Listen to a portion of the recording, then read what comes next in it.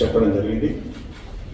ఈనాడు ప్రధానంగా సెప్టెంబర్ 17 ముమ్మాటికి విమోచన అనేటువంటి ఒక పుస్తకాన్ని మనందరం ఈనాడు ఆవిష్కరించుకున్నాం. దీనికి అవకాశం ఇచ్చిన తర్వాత రచించినటువంటి భాస్కర్ గారికి నా హృదయపూర్వకమైనటువంటి ధన్యవాదాలు తెలియజేస్తున్నాను. అయితే నేను చరిత్రలోకి పోను, చరిత్ర అంతా మీకు తెలుసు. అయితే ఈనాడు పెద్దలు మా అధ్యక్షులు వారు పదవి స్వీకారం జరిగిన తర్వాత ఈ 17 సెప్టెంబర్ యొక్క ప్రాధాన్యత ఇంకా పెరిగింది అనేటువంటి భావన నాకు కలిగింది. 27 సంవత్సరాల దాదాపు ఈ ఉద్యమాన్ని ప్రారంభించిన 1998 17 సెప్టెంబర్ నాడు ఈ భారతీయ జనతా పార్టీ అప్పుడు మేము కార్యాలయం కట్టుకోలేదు. చిన్నది ఎక్కడో కాచిగూడలో ఇక్కడ ఉండే అశోక్ నగర్లో అక్కడ కూర్చొని ఈ కార్యక్రమాన్ని ప్రారంభం చేస్తాం. భారతీయ జనతా పార్టీ నాయకులందరూ కూడా ఒప్పుకోవడానికి ఈ కార్యక్రమాన్ని మనం ఒక ప్రాణప్రదంగా తీసుకోవాలి అనేటువంటి ఒక ఆలోచనకు రావడం అనేది చాలా మందికి తెలియదు. కాబట్టి మరొకసారి ఈనాడు నేను మనవి చేసుకుంటాను. ఎందుకు ఆ స్ఫూర్తి ఆనాడు కలిగింది, ఒక్కరు కూడా విభజించలేదు.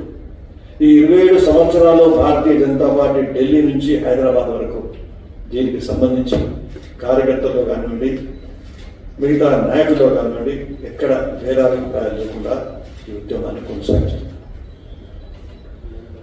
అయితే చాలా మందికి అనుమానం, ఈ 17 సెప్టెంబర్ ఎందుకు చేస్తున్నారు? ఇంతకుముందు భాస్కర్ గారి ఒక చిన్న ఉదాహరణ చెప్పినట్టుగా ఈనాడు మనం త్రివర్ణ పతాకం ఎగరేస్తున్నప్పుడు అసలు స్వాతంత్రం మనకు రానప్పటి నుంచి అసలు అప్పుడు పుట్టినటువంటి వాళ్ళందరూ పాల్గొంటున్నారు. మీరందరూ అసలు అప్పుడు పుట్టలేదు, మీరు పాల్గొనడానికి హక్కు లేదంటే అసలు జనాదరణ కాదు భారతదేశంలో. తరాలు మారుతుంటాయి.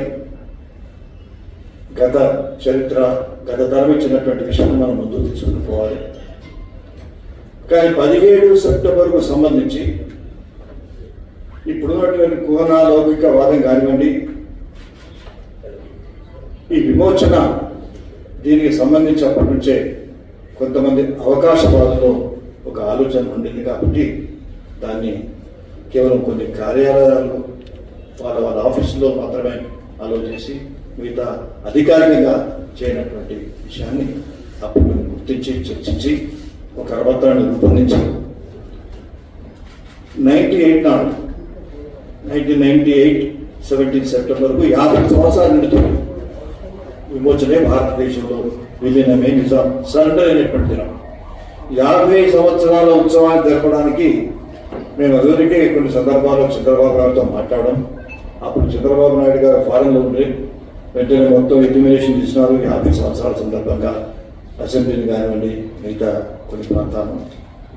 కానీ మేము మాత్రం ఆనాడు పెద్ద బహిరంగ సభను నిర్వహించి లాల్ కృష్ణ అద్వానీ గారు ఆ సభకు వారు ముఖ్య అతిథిగా రావడం, అందులో 120కి పైగా స్వాతంత్ర సమరయోధులను ఆనాడు సన్మానం చేయడం జరిగింది.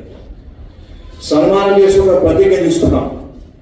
17 సెప్టెంబర్ను ఎన్నటికైనా ఈ ప్రాంతంలో, అంటే హైదరాబాద్ సంస్థానంలో, మరాఠా కానివ్వండి, కర్ణాటక, తెలంగాణలో ఈ 3 ప్రాంతాల్లో అధికారికంగా ఉత్సవాన్ని నిర్వహించుకోవాలి. తెలంగాణ విమోచన అనేది అత్యంత ప్రధానమైనటువంటి విషయం.